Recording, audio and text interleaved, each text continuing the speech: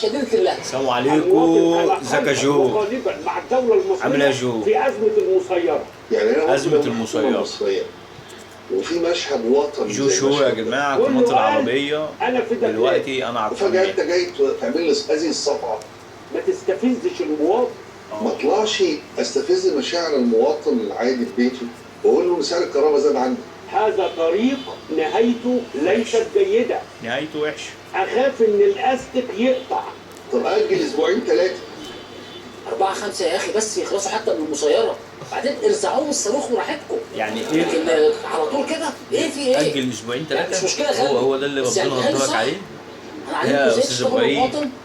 أنت خلينا غير رأيي فيك يا مع مولانا. الزيادة بتاعت دلوقتي، مع الزيادة اللي كمان شهر، مع الزيادة اللي كمان شهرين، ففاتورة واحدة. شغل مخك يعني ها؟ لا ما تستفزش الناس. أخاف إن الأستك يقطع. ادي الاستك اتقطع، والمواطن اصلا ماشي باللباس. الأستك. انا عايز اقول لك ان الفاتوره دلوقتي باستكين 3 اصلا. شوف بقى انت مواطن تستحمل الكهرباء تقطع ولا الاستك اللي يقطع؟ تستحمل يا مواطن يا غلبان يا فقران يا عدمان. معقوله تبقي شايفه الشعب مصطف ورا الدوله تقوم موصلاهم على التوازي؟ هعمل قافله. لا ينفع. بس السؤال المهم يا جماعه دلوقتي، ازاي حصل زياده في سعر الكهرباء في مصر؟ ووزير الكهرباء نفسه من فتره قصيره اعلن ان مفيش زياده في اسعار الكهرباء تاني لحد اخر السنه. انا مش عارف هو بيقول ايه. فبراير انا بحاول اسمع هو بيقول ايه. المتحدث باسم وزاره الكهرباء المهندس منصور عبد الغني منصور عبد الغني مش هيحصل زياده اسعار الكهرباء. عشان انتوا تصريحات اهي لا زياده. صرح فعلا ان في زياده في 29. يا عم هم قايلين بس في الكهرباء بس، لا قايلين على كل حاجه ما فيش زياده حتى في اسعار المنتجات. شيء عادي تفاجئ قرار الحكومه المصريه برفع اسعار الكهرباء مفيش زياده خلال 26. هو اللي جانا لوحده. انت بتطلع تصريح وقال خلوا علينا الكهرباء لوحده. احيانا لا تصل الى نتيجه وبيصل لا في الاعلام. بس هو العام المالي 23 بيخلص 30 يونيو. وفي ناس بقى تيجي تتكلم معايا يقول لك ايه؟ اصل الدنيا غاليه. يعني ايه الدنيا غاليه يا صاحبي؟ ما ينفعش الدنيا تبقى رخيصه. السنه اللي احنا بنتكلم عليها دايما هي بتبقى السنه الماليه. لا كده منطقي. معروفه يا جماعه، احنا لاغيين السنه الهجريه والميلاديه وبنتعامل بالسنه الماليه. السنه كده ما تعرفوش؟ طول عمرك ظالم الدوله، طول عمرك ظالم الدوله. شو ايده نظيفه مش بصابونه ولا بليفه. تست كل شويه تشوف في زياده ولا لا. ما انت عارف وزير الكهرباء ايام وبنعيشها في الدوله دي. مشكلتك ان انت مش فاهم السنه الماليه. اي حاجه قبل تعويم 2016 اسمها عصور ما قبل الاموال. اي حاجه بتحصل بعد تعويم 2016 دي عصور ما بعد الاموال بقى. والله الواحد بيشوف يا العالم في جماعه بلده. احنا في دوله محترمه، ما ينفعش حد يلعب بالناس وبارزاقهم. بالنسبه للمواطن اللعب في عداد الكهرباء كانك لعبت في عداد عمره. عايزين نعرف بجد مين اللي سوح الناس التسويحه ديت وقال لهم ان مفيش زياده تاني في 2026؟ وزير الماليه. غير متحدث باسم وزاره الكهرباء. اولا ليه الزياده؟ رئيس الوزراء كان سياده الوزير في شهر فبراير او مارس اللي فات قال انه في 26 مفيش زياده. والله وزير الماليه ورئيس الوزراء الوزير ما قالش انه مفيش قالوا ان مفيش زياده تاني. ده كان وعد. المتحدث باسم وزاره الكهرباء قال لنا دلوقتي لا زياده. لا يعني التصريح ده حضرتك بتقول انه لا يعني لما اخش اجيب لك الفيديو دلوقتي.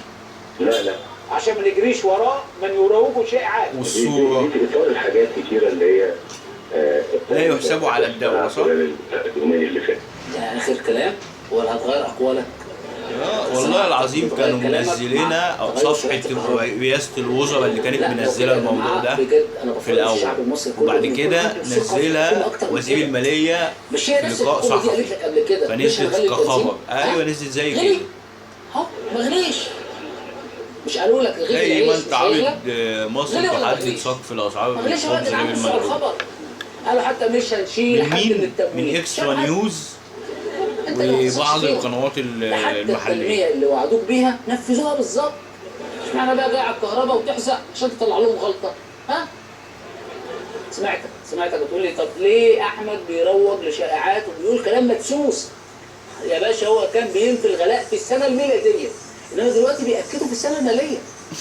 بيأكدوا في السنه الماليه. المشكله ان في الوقت اللي بتغلي فيه الكهرباء والمواطن بيتحرم فيه من المروحه والتكييف، بنلاقي الحكومه بتجتمع في العلمين والساحل الشمالي والاجواء ايس كوفي على الاخر. معقوله كده مفيش اعلامي محترم يناشد الحكومه بمنتهى الجرأه ان هي تتقشف وتنزل شويه عند الشعب؟ عندي نداء للدكتور مصطفى مدبولي. ماشي. روح شوف الناس بالوباء قابل الخلق. يا اخي انزل شوف ايه زي الناس. ما احنا بننزل نشوف نعطل، ننزل شوف الناس، اقلع اليافطه بتاعتك وانزل شوف الناس. نعمل اجتماعات دلوقتي، مش لازم كلها في العالم، نروح اماكن اخرى نشوف الناس والناس تشوفنا، بقولوا خلاص، بقولوا اجري على الله واجري على الله. بقول لك مصطفى كريم فكر، نفسي اشوف اجتماع لمجلس الوزراء في راس البر. دقوا الشماسي ما هو مصر او في كعبيش. وده ما هو مصر مش لازم يعني الساحل الشمالي، مش لازم العالمين، خليها في العالمين. او في شبرا الخيم. مرة انا فعلا او في الدويق او في الوباء من جوه. والله تفرق جدا. حرام عليك يا سيد مدبولي، حس بالناس بقى يا اخي. تعال على نفسك واركب جيت سكي مع المواطن. اركب مكنه وخش، اصل العربيه مش هتجيبك جوه. على البحر في الساحل مش ممكن. وانت يا عم ناس وراح يا عم على المسؤولين، الجحدان ده من الساحل لجمصة يا ربي. لا انت جايب موتوسيكل برضه مش هينفع. يعني ينزل الجونه دهب شرم، انما النقله من الساحل لجمصة انا اوديك في شوارع تمشي فيها جنبك. انت حتى مش واخده من الساحل الطيب للساحل الشرير، انت واخده من الساحل كله للساحل الكحيان. بالدرك الاصفر من المصايف ده حرام عليك. الدرك الاصفر. واحد يقول لي هو اصلا ليه الحكومه لازم تروح تقعد على الرمله وتشتغل قدام البحر؟ يا باشا امال ازاي هتردم على مشاكل الوطن؟ حرام عليك. دي الحكومه بتضحي ورايحه على البحر مخصوص عشان تشوف الموجه العاليه اللي جايه عليك. المفارقه في كل ده ان الحكومه قاعده على شواطئ العلمين بتصيف والمواطن غرقان في فواتير الكهرباء وكل حلمه بس في لايف جاكيت يطفو بيه على وش الدنيا. استنوا.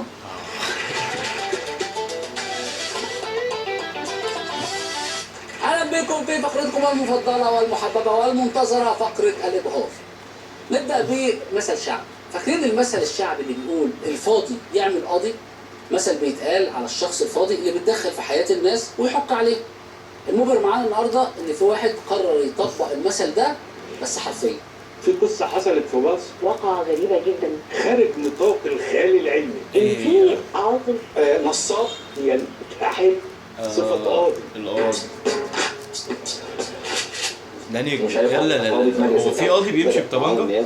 مدير نيابه لغايه ما وصل القاضي هو بيترقى. يعني القاضي بيحط طبنجة في ظهره؟ وراح أجر قاعة، مأجر موظفين في المحكمة دفع لهم فلوس، دفع 3 مليون جنيه وقاعد على المنصة. هو بصراحة عمل الفيلم. لا يكون المجنون اللي طلع لي في شارع شبرا.